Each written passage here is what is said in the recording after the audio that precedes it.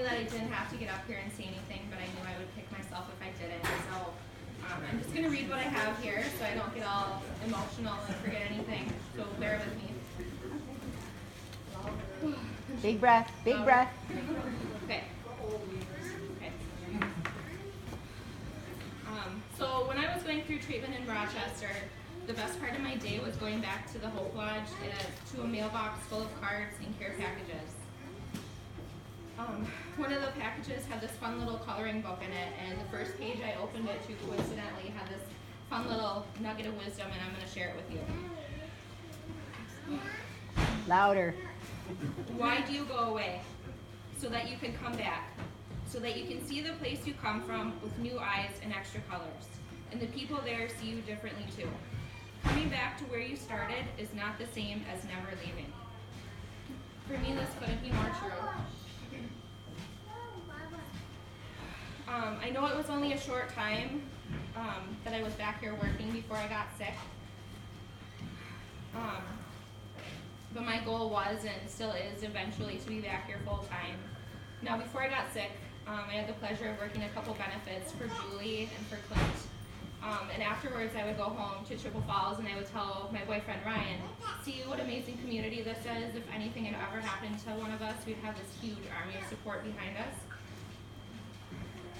And now here I am just a few months later on the receiving end, and you guys truly are an amazing army.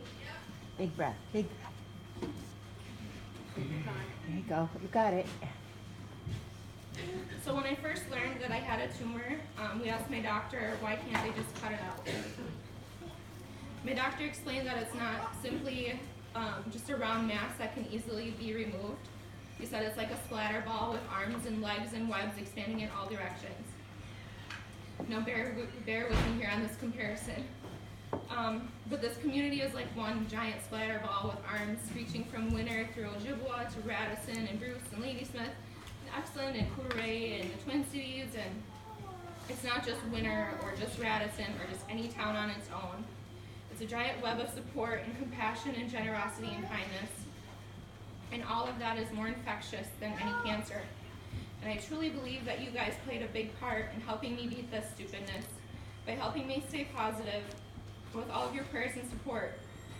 And yes, my amazing doctors in Rochester had a lot to do with it, but it's their job, and you guys do this out of the kindness of your hearts, and for that I am truly grateful.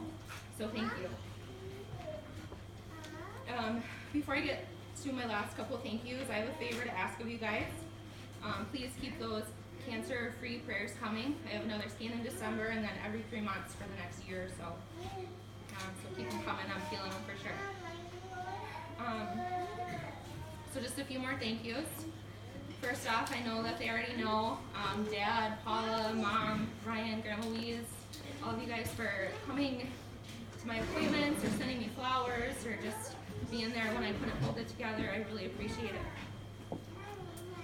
Secondly, one of my biggest thank yous goes to my Auntie Vicki, and I know she's going to hate me for calling her out, but it's pretty necessary. She was truly my person going through all of this. So thanks, Vic, for in the beginning sparking the necessity for positivity and helping me keep it along the way. Thanks for going to all of my appointments and paying attention to all the information that was being thrown at us.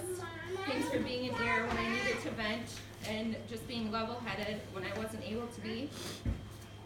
Also, a big thank you to your husband, wherever he is, for letting me borrow you all summer long. Lastly, I'm extremely thankful for everyone here helping out today. Dad for doing the gun raffle, Petra for all your hard work, all you girls. I'm sorry, I'm not going to think of everyone's name right now, but I really appreciate it. Now I know I'm forgetting somebody. Right. This girl right here, if you would come up here, please. I'm so thankful for my best friend, Brittany, for spearheading this whole event. You've done so much work, and you've taken so much of your own time to put this together for me, and I really appreciate it. So thank you for being my best friend. And, you know this.